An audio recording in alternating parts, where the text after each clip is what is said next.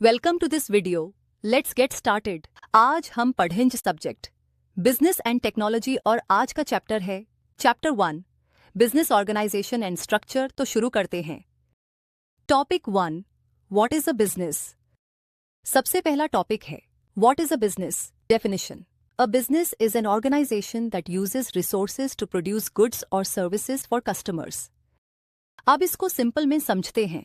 Business मतलब एक ऐसी ऑर्गेनाइजेशन जो रिसोर्सेज लेती है, जैसे पैसे, लोग, मशीन्स, रिसोर्सेज से कुछ बनाती है और वो चीज़ कस्टमर्स को देती है, चाहे वो कोई प्रोडक्ट हो या कोई सर्विस हो। एक छोटा सा एग्जाम्पल लो, एक धोबी का सोचो। वो कपड़े लेता है, ये इनपुट है, उन्हें धोता है, प्रेस करता है, ये प्रोसेस है, और साफ कपड़े वापस देता है, ये आउटपुट है। यह बिजनेस। कोई भी काम जो रिसोर्सेज लेकर कुछ प्रोड्यूस करे और कस्टमर्स को दे, वो बिजनेस है। टॉपिक 1 खत्म हुआ। अब हम आगे बढ़ते हैं और देखते हैं बिजनेस का पर्पस क्या होता है। Topic 2 purpose of a business. दूसरा टॉपिक है purpose of a business. Definition the purpose of a business is the reason why it exists, what it is trying to achieve. अब इसको सिंपल में समझते हैं। हर बिजनेस किसी ना किसी वजह से एग्जिस्ट करता है। कोई सिर्फ पैसा कमाने के लिए, कोई लोगों की हेल्प के लिए, और कोई दोनों के लिए। 3 पर्पसेस होते हैं। पहला प्रॉफिट। प्राइवेट कंपनीज प्रॉफिट के लिए करती हैं, जैसे रिलायंस, अमेजॉन, जोमैटो। इनका एक ही गोल है, रेवेन्यू ज्यादा हो, कॉस्ट कम हो और प्रॉफिट ज्यादा से ज्यादा हो। दूसरा सोशल ऑब्जेक्टिव। कुछ ऑर्गेनाइजेशन सिर्फ सोसाइटी की भलाई के लिए करती हैं, जैसे एनजीओज, रेड क्रॉस। इनके लिए पैसा कमाना गोल नहीं, लोगों की जिंदगी बेहतर बनाना गोल है। तीसरा मिक्स्ड। कुछ ऑर्गेनाइजेशंस दोनों काम करती हैं, प्रॉफिट भी कमाती हैं और सोसाइटी की हेल्प भी करती हैं। एक छोटा सा एग्जाम्पल, एक गवर्नमेंट हॉस्पिटल सोचो। वो पेशेंट्स को सर्विस देता है, सोशल ऑब्जेक्टिव, लेकिन कुछ फीस भी लेता है, रेवेन्यू। ये है मिक्स्ड पर्पस। टॉपिक 2 खत्म हुआ। अब हम आगे बढ़ते हैं और देखते हैं प्राइवेट सेक्टर और पब्लिक सेक्टर में क्या फर्क होता है। Topic 3 private sector versus public sector. तीसरा टॉपिक है private sector versus public sector. Definition private sector consist of businesses owned by individuals और companies for profit. Public sector consists of organisations owned and run by the government to provide services to the public. आप इसको simple में समझते हैं। Private sector मतलब government का कोई role नहीं। प्राइवेट लोग अपना पैसा लगाते हैं और प्रॉफिट कमाते हैं, जैसे रिलायंस, इन्फोसिस, फ्लिपकार्ट। ये सब प्राइवेट सेक्टर हैं। पब्लिक सेक्टर मतलब गवर्नमेंट का सेक्टर। गवर्नमेंट टैक्स के पैसे से ये ऑर्गेनाइजेशंस चलाती है और पब्लिक को सर्विस देती है, जैसे इंडियन रेलवेज, बीएसएनएल। ये सब पब्लिक सेक्टर हैं। एक छोटा सा example, Apollo hospital, private sector, क्योंकि प्राइवेट ओनर्स ने पैसा लगाया, प्रॉफिट के लिए काम करता है। एआईएम्स, पब्लिक सेक्टर, क्योंकि गवर्नमेंट ने बनाया, पब्लिक को सर्विस देने के लिए। टॉपिक 3 खत्म हुआ। अब हम आगे बढ़ते हैं और देखते हैं प्रॉफिट और नॉन प्रॉफिट ऑर्गेनाइजेशंस में क्या फर्क होता है। Topic 4 profit versus non profit organizations. चौथा टॉपिक है profit versus non profit organizations. Definition a profit organization aims to generate surplus revenue for its owners. A non-profit organization reinvests any surplus back into its mission rather than distributing it to owners. आप इसको simple में समझते हैं। Profit organisation मतलब जो भी surplus होता है वो ओनर्स को मिलता है, जैसे अमेजोन का प्रॉफिट जेफ बेजोस और शेयर होल्डर्स को जाता है। नॉन प्रॉफिट ऑर्गेनाइजेशन मतलब, यहाँ एक बहुत इंपॉर्टेंट पॉइंट है, नॉन प्रॉफिट का मतलब लॉस में चलाना नहीं है। नॉन प्रॉफिट का मतलब है जो भी सरप्लस होता है वो किसी ओनर को नहीं मिलता, वो वापस मिशन में लगता है। एक छोटा सा example, CRY child rights and you. ये एक इंडियन एनजीओ है, इसको डोनेशंस मिलती हैं। कुछ सरप्लस भी होता है, लेकिन वो सरप्लस किसी ओनर को नहीं मिलता, वो बच्चों की एजुकेशन और वेलफेयर में लगता है। ये है नॉन प्रॉफिट ऑर्गेनाइजेशन। टॉपिक 4 खत्म हुआ, तो आप शुरू करते हैं। टॉपिक 5 सोले ट्रेडर। सबसे पहला टॉपिक है सोले trader. Definition A sole trader is a business owned and managed by one single person who keeps all the profits but is also personally responsible for all debts. आप इस simple में समझते हैं। सोले trader मतलब एक अकेला बंदा अपना खुद का बिजनेस चलाता है, कोई पार्टनर नहीं, कोई शेयर होल्डर नहीं, वही बॉस है, वही वर्कर भी है। और सबसे इम्पोर्टेंट बात, सोले ट्रेडर में अनलिमिटेड लायबिलिटी होती है। मतलब अगर बिजनेस पे कोई डेट हो तो ओनर की पर्सनल प्रॉपर्टी भी उस डेट को चुकाने के लिए यूज हो सकती है। पर्सनल सेविंग्स, घर, सब कुछ। एक छोटा सा एग्जांपल, मोहल्ले का चाय वाला भैया अकेला अपनी चाय की दुकान चलाता है, कोई पार्टनर नहीं, सारा प्रॉफिट अपना। लेकिन अगर कोई लॉस हुआ तो अपनी जेब से भरना होगा। ये है सोले ट्रेडर। टॉपिक 5 खत्म हुआ। अब हम आगे बढ़ते हैं और देखते हैं पार्टनरशिप क्या होती है। टॉपिक 6, पार्टनरशिप दूसरा टॉपिक है। Partnership definition. A partnership is a business owned by 2 or more people who share profits, responsibilities and liabilities. अब इसको सिंपल में समझते हैं। पार्टनरशिप मतलब 2 या ज्यादा लोग मिलकर एक बिजनेस चलाते हैं, साथ में इन्वेस्ट करते हैं, साथ में डिसीजंस लेते हैं और प्रॉफिट भी आपस में बांटते हैं। पार्टनरशिप में एक अग्रीमेंट होता है जिसे पार्टनरशिप डीड कहते हैं, जिसमें लिखा होता है कौन कितना इन्वेस्ट करेगा, प्रॉफिट कैसे डिवाइड होगा, डिसीजंस कौन लेगा। 3 टाइप्स होते हैं पार्टनर्स के। पहला, general partner, fully involved in management, unlimited liability होती है। दूसरा, लिमिटेड पार्टनर, लिमिटेड लायबिलिटी, सिर्फ उतना खोएगा जितना इन्वेस्ट किया, लेकिन मैनेजमेंट में पार्टिसिपेट नहीं कर सकता। तीसरा, LLP, लिमिटेड लायबिलिटी पार्टनरशिप, सब पार्टनर्स की लायबिलिटी लिमिटेड होती है, पर्सनल एसेट्स सेफ रहते हैं और सब मैनेजमेंट में भी पार्टिसिपेट कर सकते हैं। एक छोटा सा एग्जाम्पल, 2 सीए दोस्तों ने मिलकर एक अकाउंटिंग फर्म खोली, दोनों पैसा लगाते हैं, दोनों काम करते हैं, दोनों प्रॉफिट बांटते हैं। ये है पार्टनरशिप। टॉपिक 6 खत्म हुआ। अब हम आगे बढ़ते हैं और देखते हैं लिमिटेड कंपनी क्या होती है। टॉपिक 7, लिमिटेड कंपनी तीसरा टॉपिक है। Limited company definition. A limited company is a business that is a separate legal entity from its owners, meaning the company itself can own assets, enter contracts, and is responsible for its own debts. आप इसको simple में समझते हैं। Limited company मतलब company अपने owner से बिल्कुल अलग है। कंपनी एक आर्टिफिशियल पर्सन है लॉ की नज़र में। कंपनी खुद कॉन्ट्रैक्ट साइन कर सकती है, प्रॉपर्टी ओन कर सकती है, सू कर सकती है, सू हो सकती है, और अगर ओनर मर भी जाए कंपनी चलती रहती है। इसे कहते हैं परपेचुअल सक्सेशन। और सबसे बड़ा फायदा, लिमिटेड लायबिलिटी। शेयर होल्डर्स का रिस्क सिर्फ उनकी इन्वेस्टमेंट तक लिमिटेड है। पर्सनल घर, पर्सनल सेविंग्स सेफ। 2 टाइप्स होते हैं। पहला, private limited company, shares publicly available नहीं होते, स्टॉक एक्सचेंज पे लिस्टेड नहीं होती, लेस रेगुलेशन। दूसरा, public limited company, shares stock exchange पे लिस्ट होती हैं, कोई भी शेयर्स खरीद सकता है, ज्यादा रेगुलेशन, ज्यादा कैपिटल रेज कर सकती है। एक छोटा सा एग्जाम्पल, टाटा मोटर्स का सोचो, ये एक पब्लिक लिमिटेड कंपनी है। तुम आज NSE पे जाके टाटा का शेयर खरीद सकते हो। अगर टाटा को लॉस हुआ तो तुम्हारा सिर्फ वो पैसा जाएगा जो तूने शेयर्स में लगाया। तुम्हारा घर सेफ है। ये है लिमिटेड लायबिलिटी। टॉपिक 7 खत्म हुआ। अब हम आगे बढ़ते हैं और देखते हैं तीनों फॉर्म्स का comparison.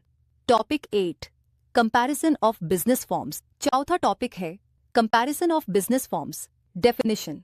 Different forms of business differ in terms of ownership, liability, legal identity and continuity. आप इसको सिंपल में समझते हैं। 4 चीजें कंपेयर करते हैं। पहली चीज, लायबिलिटी। सोले ट्रेडर अनलिमिटेड, मतलब पर्सनल एसेट्स भी जाएंगे। Partnership unlimited generally. LLP limited, limited company limited, सिर्फ इन्वेस्टमेंट जाएगी। दूसरी चीज, legal entity. Sole trader no separate entity, business और ओनर एक हैं। Partnership no separate entity. Limited company, yes company अलग है ओनर से। तीसरी चीज, कॉन्टिन्यूटी। सोले ट्रेडर ओनर पे डिपेंड, ओनर गया तो बिजनेस गया। पार्टनरशिप पार्टनर्स पे depend, limited company forever, perpetual succession, owner के जाने के बाद भी चलती है। चौथी चीज, कैपिटल। सोले ट्रेडर सबसे कम, अकेले कितना लगाओगे। पार्टनरशिप थोड़ा ज्यादा, मिलके लगाते हैं। लिमिटेड कंपनी सबसे ज्यादा, शेयर होल्डर से कैपिटल आता है। एक छोटा सा एग्जाम्पल, 3 दोस्तों की सोचो। पहला दोस्त अकेला चाय शॉप चलाता है। सोले ट्रेडर दूसरे 2 दोस्त मिलके रेस्टोरेंट चलाते हैं। पार्टनरशिप तीसरे ग्रुप ने मिलके एक कंपनी बनाई और शेयर्स इशू किए। लिमिटेड कंपनी तीनों के स्ट्रक्चर्स अलग, तीनों की लायबिलिटी अलग, ये है कंपैरिजन। टॉपिक 8 खत्म हुआ, तो अब शुरू करते हैं topic 9। What is organizational structure? सबसे पहला टॉपिक है व्हाट इज ऑर्गेनाइजेशनल स्ट्रक्चर।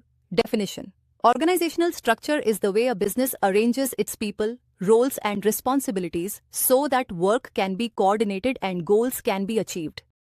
आप इसको सिंपल में समझते हैं। ऑर्गेनाइजेशनल स्ट्रक्चर मतलब कंपनी में कौन बॉस है, कौन एम्प्लॉई है, कौन किसको रिपोर्ट करता है, डिसीजंस कौन लेता है, ये सब डिफाइन करता है स्ट्रक्चर।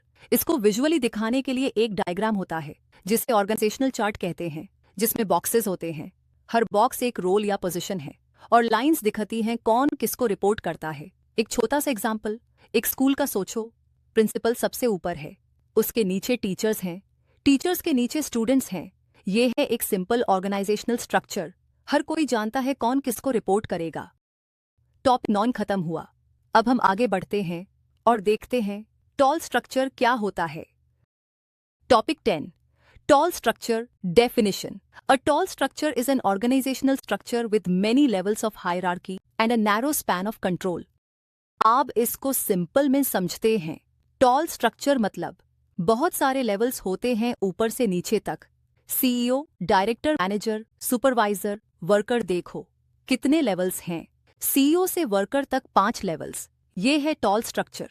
हर लेवल पे एक बॉस होता है और हर मैनेजर के नीचे सिर्फ थोड़े लोग होते हैं। इसे नैरो स्पैन ऑफ कंट्रोल कहते हैं।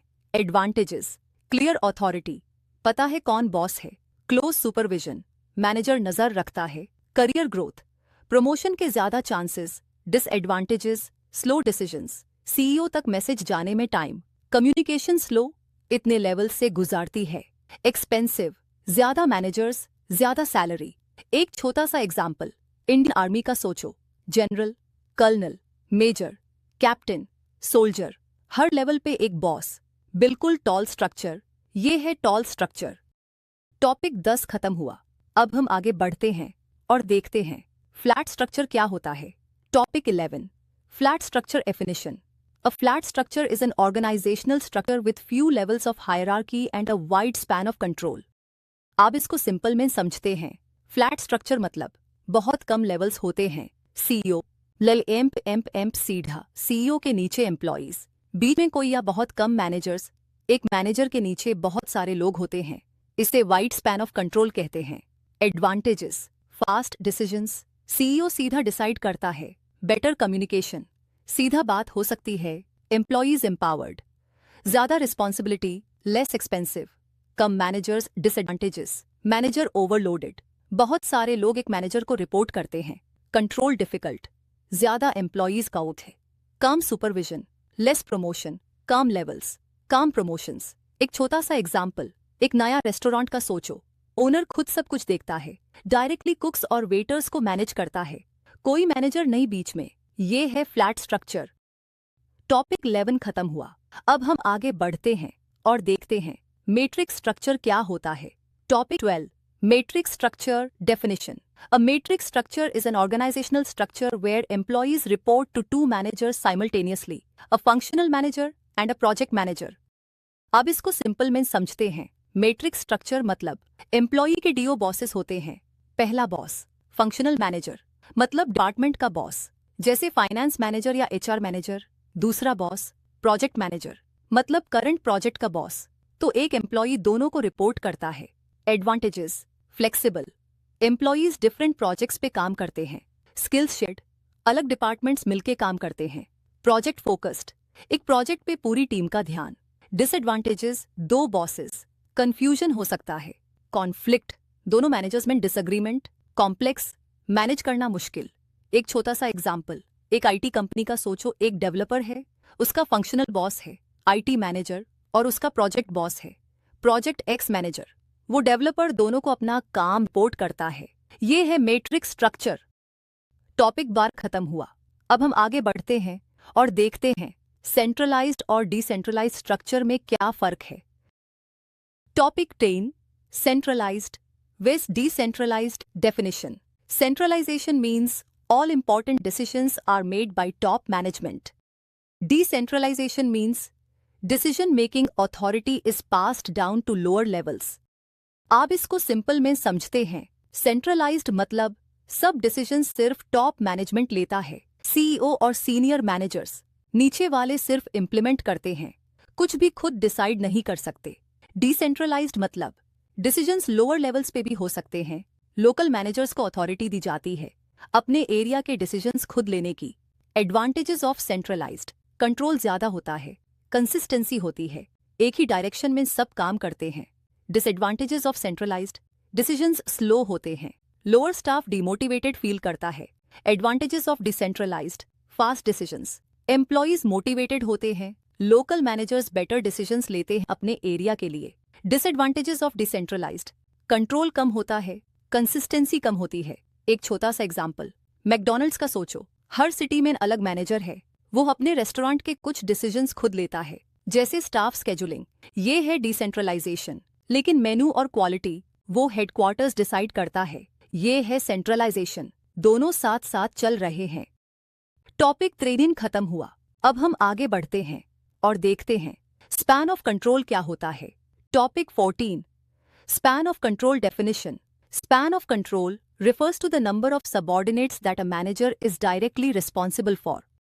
आप इसको सिंपल में समझते हैं। स्पैन ऑफ कंट्रोल मतलब एक मैनेजर के नीचे कितने लोग डायरेक्टली काम करते हैं। दो टाइप्स होते हैं, wide span of control, win manager के नीचे बहुत सारे लोग, जैसे एड मैनेजर के नीचे 10 एम्प्लॉइज, ये फ्लैट स्ट्रक्चर में होता है। Narrow span of control, add manager के नीचे सिर्फ थोड़े लोग, जैसे एड मैनेजर के नीचे 3 एम्प्लॉइज, ये टॉल स्ट्रक्चर में होता है।